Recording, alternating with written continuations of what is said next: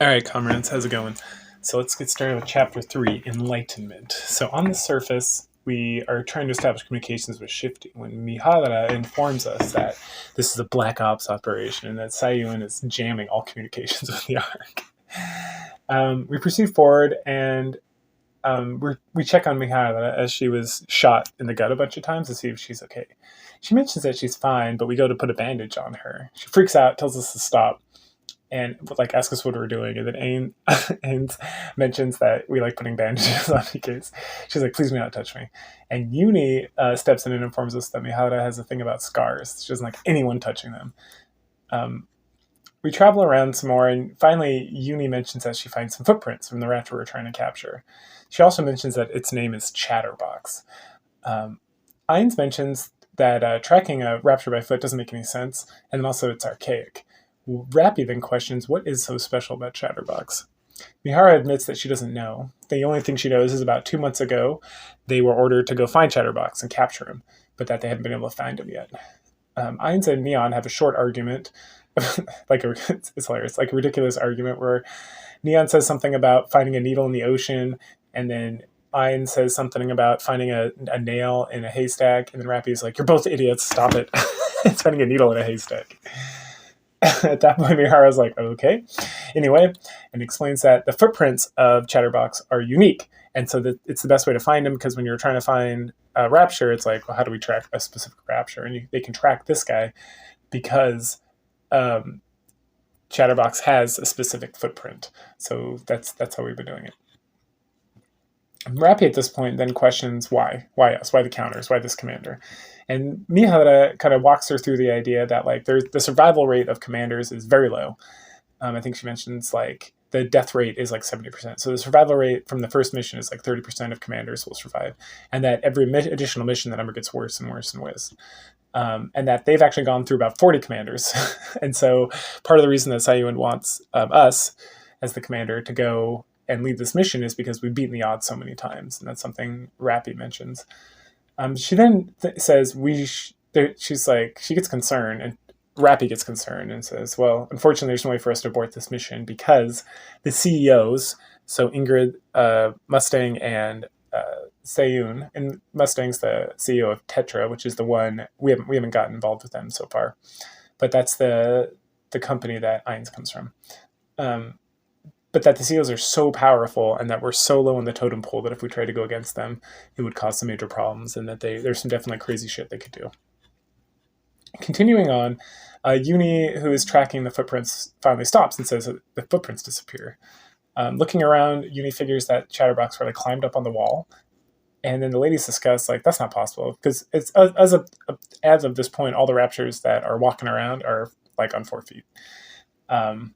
And so they discuss how they shouldn't be able to climb up on walls, and that's something like only like a certain kind of animal could do and whatnot. And eventually come to the conclusion that, yeah, it seems like they find a wall, and they're like, yeah, it seems like he did climb up on the wall. And so Mihara mentions that it seems like Chatterbox knows that he's being tracked, that we're following him.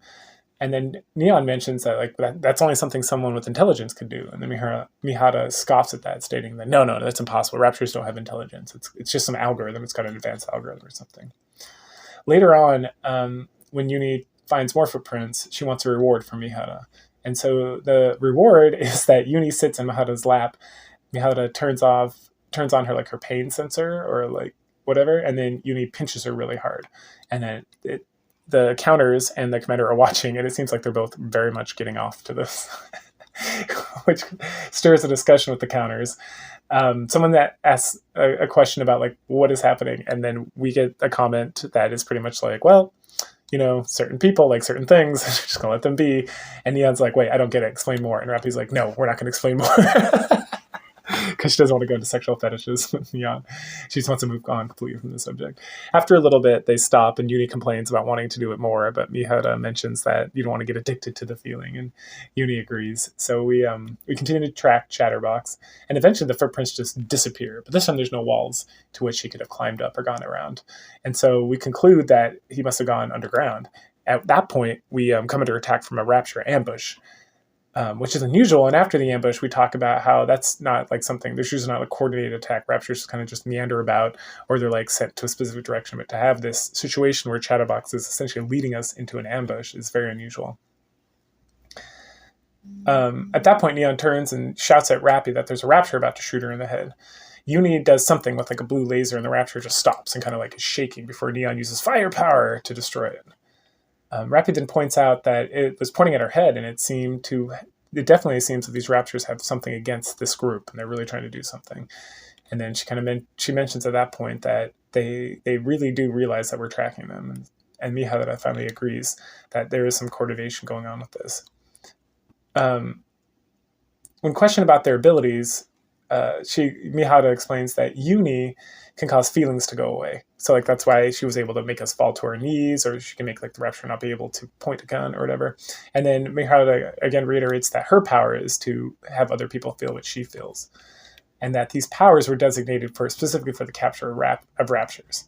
At this point, Rappy calls them on their bullshit, saying, Raptures can't feel pain. What are you talking about? This doesn't make any sense.